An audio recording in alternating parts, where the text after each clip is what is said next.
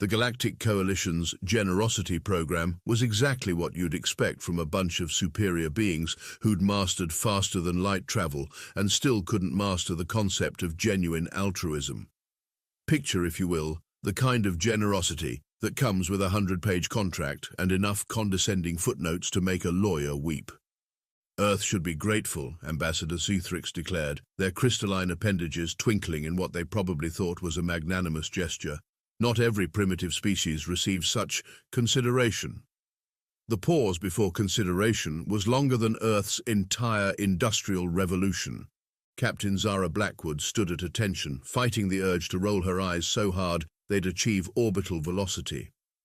Behind her, her ragtag crew, as the alien media so lovingly dubbed them, maintained what could charitably be called military discipline. Lieutenant Diego Martinez was counting ceiling tiles. Chief Engineer Maya Chen was mentally redesigning the entire ceremonial hall's inefficient lighting system, and Engineer Raj Khan was losing a battle with an ill-timed sneeze. And now, Xthrix continued, their voice modulating into what humans would recognize as the tone used to announce a participation trophy. We present Earth with its very own interstellar vessel. The massive hangar doors parted with all the ceremony of a cosmic joke's punchline. There, floating in dock, was humanity's first alien-gifted spaceship. The collective intake of breath from Earth's delegation wasn't exactly awe, more like the sound you make when your rich aunt gives you a hand-me-down sweater she claims was all the rage during the previous ice age. We call it, another pause, this one pregnant enough to qualify for maternity leave, the probability manipulator Mark I. Blackwood squinted at the ship. It looked like someone had taken every rejected design from a sci-fi concept artist trash folder, thrown them into a blender, and hit puree while screaming future. The hull was an impossible shade of what might have been purple if purple had given up halfway through becoming a color. Modules stuck out at angles that made geometry majors wake up screaming. It's unique, Blackwood managed, diplomatic training earning its keep. Oh yes, Xthrix brightened, missing or ignoring the careful neutrality in her voice. It's the only one of its kind still in existence. All others were upgraded. They said upgraded, the way most people say euthanized. Maya Chen raised her hand because apparently she'd had enough of this diplomatic dance. Quick technical question. Why does it look like it's held together by spite and questionable engineering decisions? The alien delegation exchanged looks that screamed, how do we explain quantum mechanics to a goldfish? The probability manipulator operates on principles your species might find challenging, one of the junior ambassadors offered. It requires a certain flexibility of thought. Flexibility of thought, Martinez muttered, is diplomatic speak for, this thing's crazy and we're dumping it on you because we're too smart to use it ourselves. He wasn't wrong. As the ceremony dragged on, it became increasingly clear that Earth's great gift was the equivalent of being handed a cursed monkey's paw with a bow on it. The technical manual alone was a masterpiece of passive-aggressive documentation, with helpful notes like warning, operation may violate known laws of physics, not recommended, and, in case of temporal paradox, please contact your local reality administrator. Note, reality administrators may not exist in all dimensions. The crew's unofficial designation for their new command came naturally. Within hours, the probability manipulator Mark I had been rechristened HMS Paperweight, though Raj insisted on adding the improbable to its nameplate in what he claimed was decorative Sanskrit, but was actually a rather creative series of doodles. As the alien delegation prepared to depart, Zithrix offered one final piece of wisdom. Remember, the ship responds to belief, or lack thereof. We found it rather unreliable. They managed to make unreliable sound like a personal moral failing. Blackwood watched them go, then turned to her crew. Well, she said, surveying what was either humanity's first step into the galactic community or the universe's most elaborate practical joke. At least they didn't give us a used food replicator that only makes space tofu. Maya Chen was already elbow-deep in an access panel. Captain, she called out, her voice muffled by what appeared to be non-Euclidean engineering. I think I found the problem. This entire ship runs on sarcasm and improbability. Blackwood looked at her crew, a collection of misfits who'd made careers out of doing the impossible while complaining about it, and smiled. Well then, she said, I guess they gave it to exactly the right species. The HMS Paperweight hummed in what might have been agreement or possibly indigestion. It was going to be an interesting mission. All right, let's see what this heap of exotic matter can do, Maya Chen announced, spreading the technical manual across the engineering console. The manual promptly rearranged itself into what appeared to be a Mobius strip of passive-aggressive footnotes. According to this, she squinted at text that seemed to be reading itself. The probability manipulation drive operates by... Wait, this can't be right. She turned the manual sideways.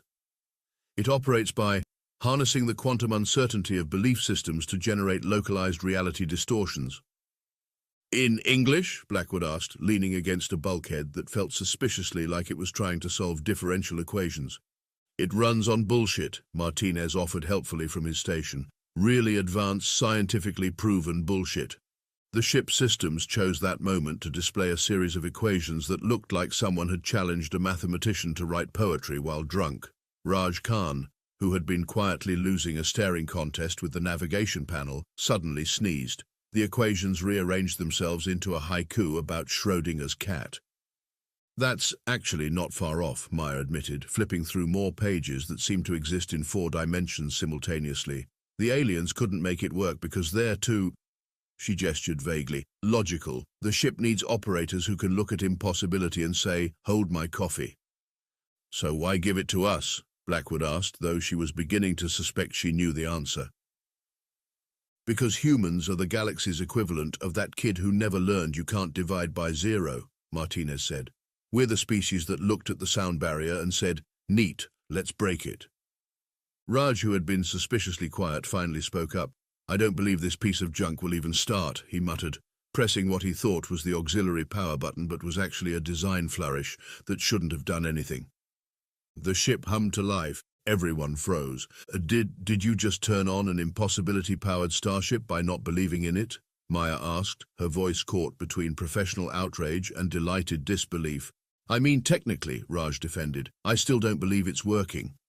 The engine's output doubled. Oh, this is beautiful, Maya breathed, watching the readings. It's not just running on disbelief. It's running on industrial-grade human skepticism. We're the only species stubborn enough to doubt something into working. Blackwood watched as her chief engineer practically danced around the engine room, pointing out systems that by all rights shouldn't exist, let alone function. The aliens said it responds to belief or lack thereof. They probably meant religious belief, philosophical certainty, that sort of thing. But we, Martinez grinned, we gave it sarcasm and spite. The ship's AI chose that moment to manifest as a hologram that looked suspiciously like a desktop paperclip assistant from the ancient days of computing. Would you like help with violating the laws of physics? It offered cheerfully. Oh great, it has a sense of humor, Maya groaned. Several systems immediately optimized themselves. Don't tell me, Blackwood pinched the bridge of her nose. Complaining makes it work better? The hologram bobbed in what might have been a nod. Previous operators attempted to achieve results through meditation, mathematical proofs, and unified field theories. You achieve better results in 5 minutes by being collectively done with this nonsense. So what you're saying, Raj summarized, while absently typing commands that should have been impossible, is that we're the first crew to treat you like the cosmic joke you are, and that's exactly what you needed. The ship's lights flickered in what could only be described as a chuckle. Humans have a unique ability to simultaneously believe something is completely ridiculous and absolutely worth trying anyway. Do you know any other species that would look at a ship powered by improbability and say, yeah, that tracks? Maya was now deep in the ship's core systems, muttering increasingly creative profanity as she discovered new impossibilities. Each curse seemed to unlock another feature. Captain, she called out, I think I just found the faster-than-light drive. It runs on dramatic timing and narrative convenience. Of course it does, Blackwood sighed, feeling a headache that somehow solved 3 of the ship's pending maintenance issues. Because why would we get normal alien technology when we could get the one piece of equipment in the galaxy that runs on genre awareness? The ship practically purred. Right, Blackwood straightened, addressing her crew. It seems we've been given a ship that turns our greatest weaknesses, skepticism, sarcasm, and a complete disregard for impossibility, into our greatest strengths. The aliens thought they were dumping their most useless technology on us. Instead, Martinez finished, they gave us exactly what we needed, a ship that works better the more we treat it like a bad science fiction plot. The hologram clipboard assistant morphed into something that looked suspiciously like a mission accomplished banner. Shall we begin breaking physics properly now? It asked. Raj, who had finally given up on understanding how any of this worked, just shrugged. Sure, why not? It's not like anything else today has made sense. And with that perfect mix of resignation and determination that only humans could truly master, the HMS paperweight systems reached 200% efficiency. Maya made a note in the ship's log. Day 1, discovered ship runs on concentrated human-grade absurdity. Maintenance schedule adjusted accordingly. Please feed the quantum uncertainty drive at least 3 impossibilities per day. The universe, wisely, decided not to argue. The HMS Paperweight's first real test came 3 weeks into their shakedown cruise, when a Drachnid battlecruiser decided that the strange-looking human vessel would make an excellent addition to their trophy collection. Well, this is just perfect, Martinez drawled from the helm, watching the massive ship bearing down on them, because what this day really needed was the encounter with space pirates who probably flunked out of villain school. The ship's efficiency rating ticked up 15%. They're charging weapons, Raj reported, then added with a snort, yeah, right, like we can outrun that battlecruiser. The paperweight's engine suddenly engaged with a sound like reality hitting its funny bone. Before anyone could blink, they were 17 light-years away, leaving behind a very confused Drachnid captain and what appeared to be a trail of quantum uncertainty shaped like a middle finger. Did we just outrun a battlecruiser by being sarcastic about it? Blackwood asked, gripping her chair as the laws of physics filed a formal complaint.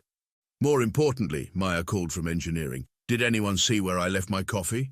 It was right here before we broke causality. The ship helpfully materialized the coffee cup on her console, now featuring a small umbrella and a note that read, "Congratulations on your first reality violation." That was just the beginning.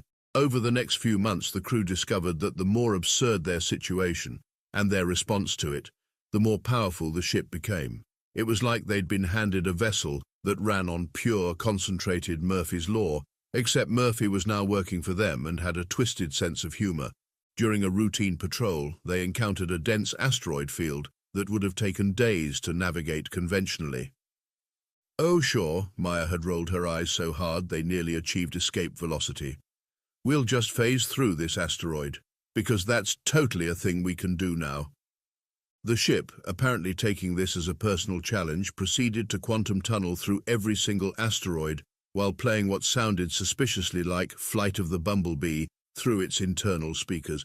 Did you just... Blackwood started. I didn't mean to, Maya protested, watching her engineering readings have an existential crisis. I was being sarcastic. That appears to be the optimal operating procedure, the ship's AI cheerfully informed them, now sporting a monocle and top hat for reasons nobody wanted to question. The incidents kept escalating. When they encountered a temporal anomaly, Raj absently muttered, "Watch, it'll probably turn out to be Tuesday for the next week." They ended up experiencing 7 consecutive Tuesdays, complete with matching cafeteria menus. During a first contact situation, Martinez quipped, "I bet they speak perfect English," only to discover that the alien species somehow knew every Earth language, including 3 that hadn't been invented yet, and 1 that only existed in a particularly obscure science fiction novel. But it was during their encounter with the quantum singularity that things got really weird. "That's a black hole," Blackwood stated flatly, staring at the swirling vortex of doom on their main screen. "Thank you, Captain Obvious," Maya replied, her sarcasm levels reaching critical mass. "I couldn't tell from the way it's eating light and spitting out Hawking radiation like a cosmic toddler with spaghetti." Several of the ship's systems suddenly optimized themselves. "We could try going around it," Raj suggested. "Or," Martinez added with the kind of grin that made physics professors wake up in cold sweats, "we could just tell the laws of physics they're not our supervisor and go straight through." The ship actually giggled. "That's not..." Maya began, then stopped as she watched her instruments start doing impossible things. "You're not seriously suggesting we..." "I mean, why not?" Martinez shrugged. "We've already violated conservation of energy, causality, and probably several international physics treaties. What's one more impossible thing before breakfast?" It's dinner time, Raj pointed out. Not after we cross that event horizon, it won't be. And so, with the kind of casualness that would make Einstein weep, the HMS Paperweight approached a black hole, while its crew traded increasingly ridiculous theories about what would happen next. We'll probably come out the other side in another universe, Maya predicted sarcastically. One where everything's the same except everyone wears hats on their feet. The ship's probability drive spun up to impossible levels. Nah, Martinez countered. We'll end up 5 minutes ago giving ourselves a headache trying to figure out which version of us is the copy. Reality hiccuped. Or maybe, Raj added, getting into the spirit, we'll just bounce off it like a cosmic rubber band because the black hole takes one look at this ship and decides we're too weird to deal with. The black hole, faced with a vessel powered by pure human absurdity, did exactly that. They emerged on the other side unscathed, leaving behind a black hole that appeared to be questioning its life choices. According to the sensors, it had actually started rotating backward, out of sheer confusion. Did we just, Blackwood began, break a black hole? Yes. The ship's AI appeared, now wearing what looked like a physicist's lab coat and Einstein's hair.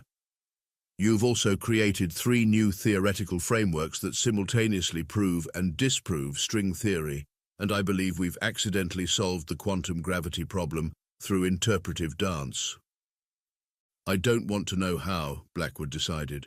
That's probably for the best, the AI agreed. The math involved requires believing in imaginary numbers that are imaginary, even to other imaginary numbers. Maya was staring at her readings with the look of someone who had gone past disbelief and straight into Zen acceptance. According to this, we just proved that the universe has a sense of humor, and it's terrible at puns. Well, Martinez said, adjusting their course with the casual disregard for possibility that had become the crew's trademark. At least we're keeping things interesting. Please don't say interesting, Raj groaned. Last time someone said that, we ended up creating a temporary pocket dimension filled with nothing but alternative versions of Tuesday. The ship hummed contentedly, its systems running at peak efficiency, powered by pure human snark, and the crew's complete refusal to accept that anything was truly impossible. Somewhere in the universe, the laws of physics were updating their resumes. The distress call from the coalition capital came through while the HMS Paperweight was in the middle of what the crew had started calling a routine impossibility. They were currently proving that, yes, you could actually parallel park a spaceship between 2 different centuries. Priority 1 alert, the ship's AI announced, materializing as a hologram, wearing a crossing guard vest and holding a "The End Is Nigh" sign. The coalition capital is under attack from the largest pirate fleet ever assembled. Of course it is, Blackwood sighed, watching as their carefully maintained temporal parking job unraveled. Because we couldn't just have a normal day where we only break 3 or 4 fundamental laws of physics. The situation was dire. The Drachnid pirates, apparently tired of failing individually, had decided to fail spectacularly as a group. 50 warships surrounded the capital, their weapons trained on the planet's defensive shields. The coalition's advanced fleet, for all its technological superiority, was being systematically disabled by what appeared to be weaponized probability fields. Oh, that's just great, Maya commented, reviewing the tactical data. They've somehow weaponized anti-logic. The coalition ships are too advanced to handle weapons that run on pure nonsense. Let me get this straight, Martinez said from the helm, plotting an impossible course through what might have been Wednesday. We're literally the only ship that can help, because we're too ridiculous to be affected by their ridiculousness. That appears to be correct, the AI confirmed, its sign now reading irony in progress. Oh great, just us against 50 ships, typical Tuesday. Raj's casual comment caused several reality sensors to spike. The universe, apparently deciding that this was indeed going to be a Tuesday, promptly rearranged its calendar. Did you just, Blackwood started, make it literally a typical Tuesday? Yes, he did, Maya confirmed, watching her instruments try to graph a temporal loop in crayon. And according to these readings, it's going to stay Tuesday until we resolve this situation. Because of course it is. The paperweight dropped out of whatever space was this week directly in front of the pirate fleet. 50 ships worth of pirates turned to stare at what appeared to be the cosmic equivalent of a joke ship showing up to a battleship convention. They're hailing us, Raj reported. The message says, surrender or be destroyed in 12 languages, including 3 they made up just to be extra threatening. That's cute, Blackwood replied, then hit the comm switch. This is Captain Blackwood of the HMS Paperweight. We're here to stop you, despite having absolutely no logical way to do so. The pirate leader's laughter boomed through the speakers. One ship against our fleet? What could you possibly do? Martinez grinned the grin of someone about to do something monumentally stupid. Probably something impossible. Almost certainly catastrophic, Maya added. Definitely ridiculous, Raj concluded. The ship's systems suddenly surged with power. Reality, recognizing the signs of humans about to do something inadvisable, began backing away slowly. Fire all weapons, the pirate leader commanded. 50 ships' worth of probability-disrupting weapons fired at the Paperweight. The energy readings were off the charts, mostly because the charts had taken one look at the numbers and decided to go on vacation. Oh no, Maya deadpanned, rolling her eyes. Whatever shall we do against these overwhelming odds? It's not like we can just reflect all their shots back at them with a mirror made of condensed irony. The ship, taking this wonderful suggestion, proceeded to do exactly that. A shield of what appeared to be crystallized sarcasm materialized around them, catching the incoming fire and sending it back with a spin that somehow made the energy more judgmental.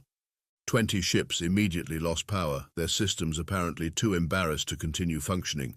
They're coming about for another attack run, Raj reported, then added with a snort, because that worked so well the first time. Reality hiccuped, and suddenly the remaining ships found their weapon systems replaced with what appeared to be bubble guns and strongly worded letters. This is impossible, the pirate leader screamed over the comm. Technically, Martinez replied, impossible is our specialty. Also, your fleet is now flying backward through time. Might want to check on that.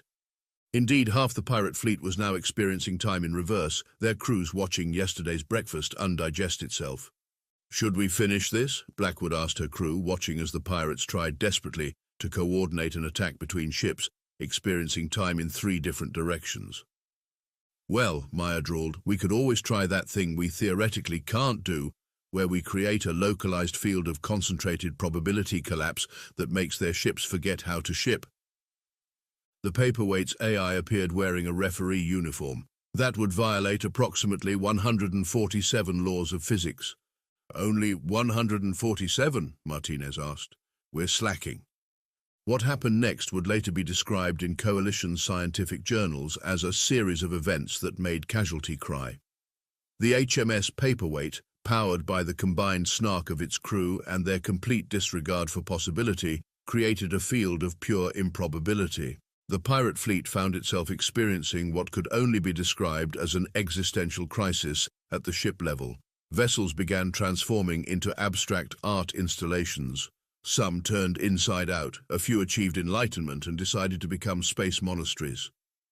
The pirate leader's flagship turned into a giant rubber duck.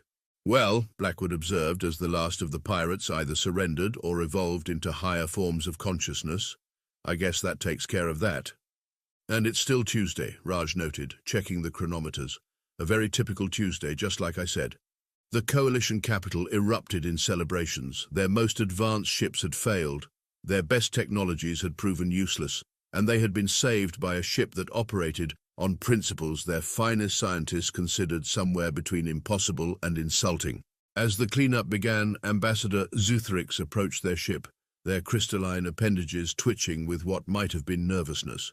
We may have underestimated humanity's potential when we gave you this vessel. Oh, really? Maya asked, her voice dripping with enough sarcasm to power the ship for a week. You mean when you gave us your junk ship that only works by breaking reality, you didn't expect us to be good at breaking reality? I'm shocked, truly shocked. Several nearby ships spontaneously developed faster-than-light capabilities just from the residual effect of her words.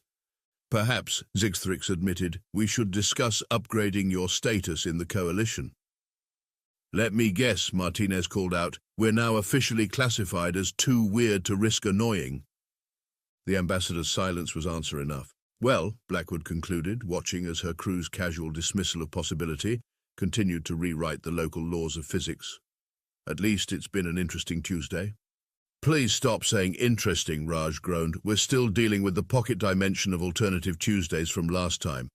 The HMS Paperweight hummed contentedly, its systems running at peak efficiency on pure human-grade absurdity and the universe's grudging admission that sometimes the best way to handle impossibility was to just roll with it. Reality wisely decided to take the rest of the day off. It was, after all, going to be Tuesday for a while. The Coalition's Emergency Scientific Summit was in its third hour of trying to understand exactly how humanity had corrupted probability itself. The presentation hall was packed with the galaxy's finest minds, all attempting to grasp how a species that had barely mastered fusion power had managed to turn their joke of a gift into the most powerful ship in known space. "But it doesn't make sense," Professor Zelax wailed, their tentacles tangled in what appeared to be a nervous breakdown. "They're treating fundamental forces of the universe like suggestions." Ambassador Zethrix watched the HMS Paperweight through the station's observation window, where it sat innocently in its docking bay, occasionally hiccuping small paradoxes into existence. "We gave them a ship that runs on improbability," they muttered, and failed to consider that humans treat improbability as a personal challenge. "The crew just requested maintenance supplies," another scientist announced, checking their datapad. "They've listed duct tape, wishful thinking, and a sense of dramatic timing as essential materials. And the worst part," Zethrix continued, their crystalline form clouding with worry, "is that they're spreading.